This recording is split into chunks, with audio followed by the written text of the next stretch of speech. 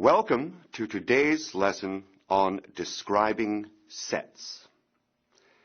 In your first unit of grade 9 mathematics, you studied the sets of rational numbers, real numbers, and integers.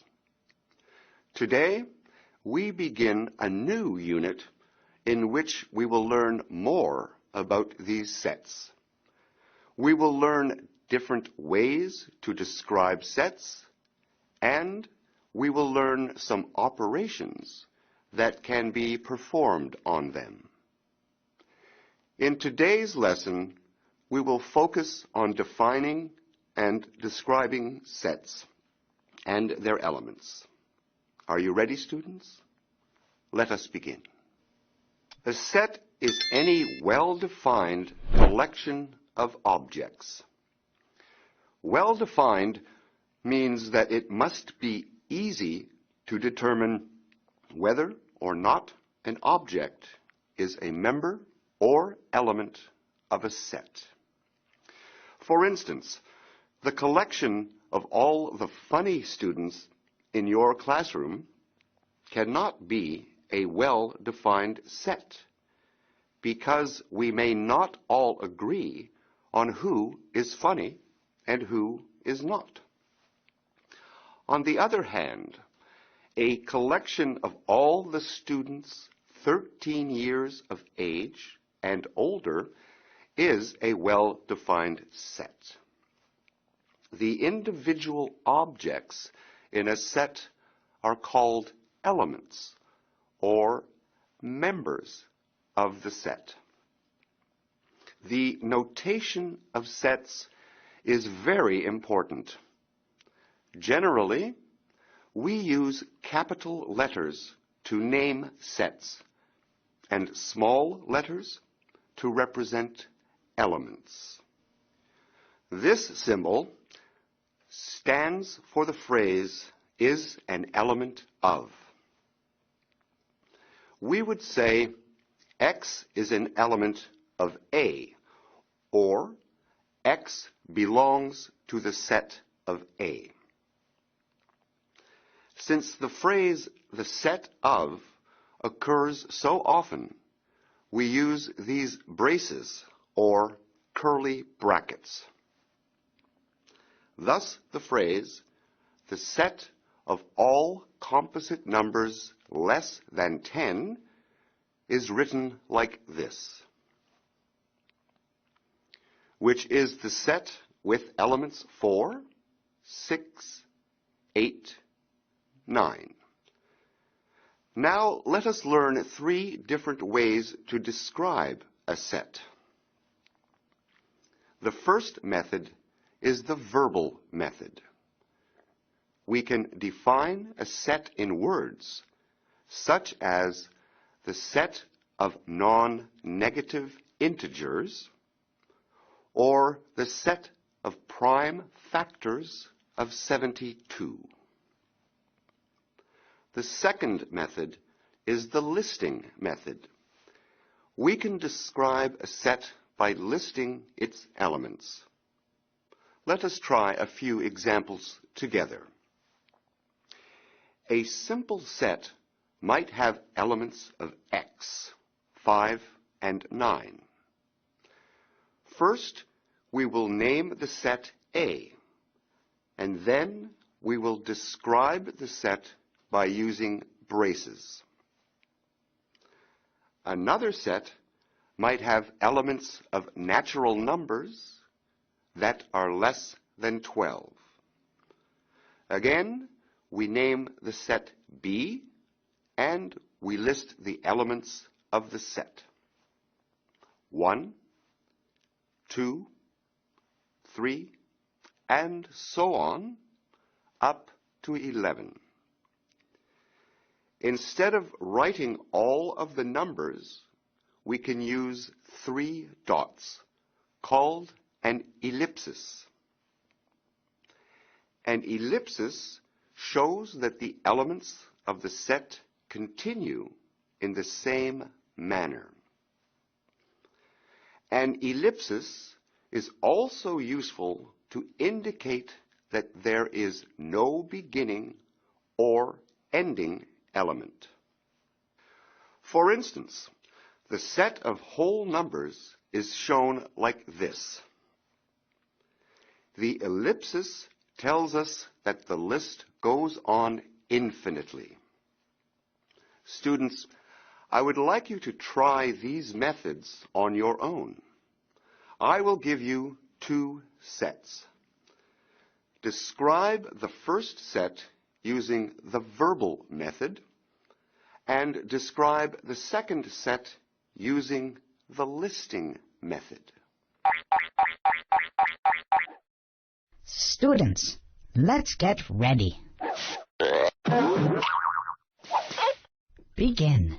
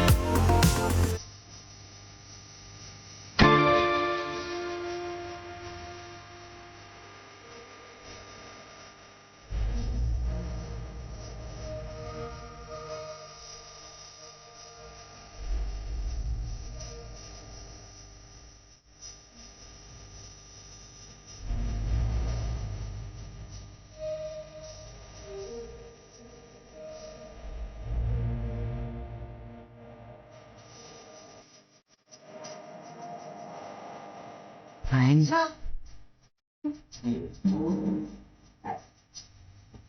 Let's get back to our lesson. Hello, everyone. Please compare your answers to these. The first set has elements that are odd numbers, and the highest number of the set is 9. Therefore, this is the set of odd natural numbers less than 10. To solve the second question, we must find the prime factorization of 504.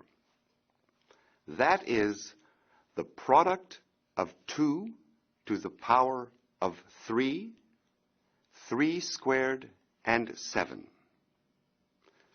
Therefore, the set is written like this. B is the set whose elements are 2, 3, and 7. Good work, students. The third method of describing a set is called the set builder method.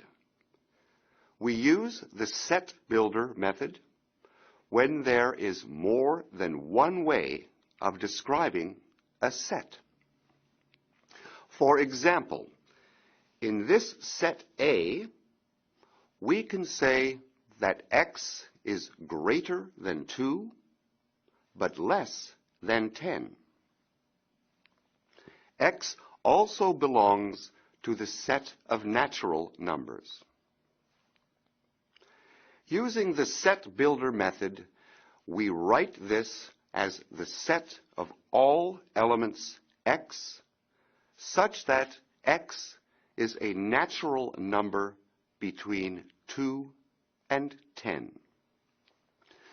Recall from your previous lessons that the set of natural numbers is denoted by n, the set of whole numbers by w, the set of integers by z, and the set of real numbers by r.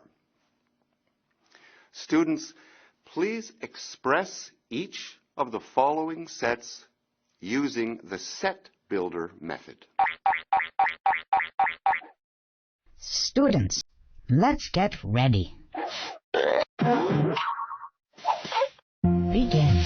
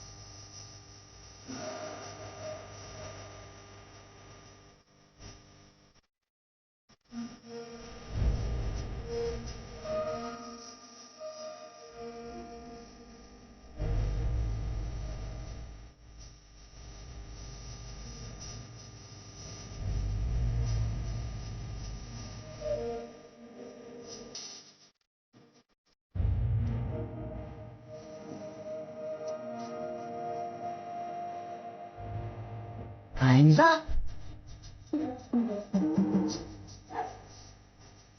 Let's get back to our lesson. Welcome back, students. How did you do? The first set is expressed like this. A is the set of all elements of X, such that X is a natural number less than 100. The second set is expressed as B is the set of all elements of X such that X equals 7 times N, where N is an integer. We could also say that B is the set of all elements of 7 times N, where N belongs to the set of integers. The final set is expressed as C is the set of all elements of X, such that X is a whole number and the absolute value of X plus 2 equals 5. Today, we have learned that a set must be well defined and can have none or an infinite number of elements. We have also learned how to describe sets using the naming, listing, and set builder methods. In our next lesson, we will study the notions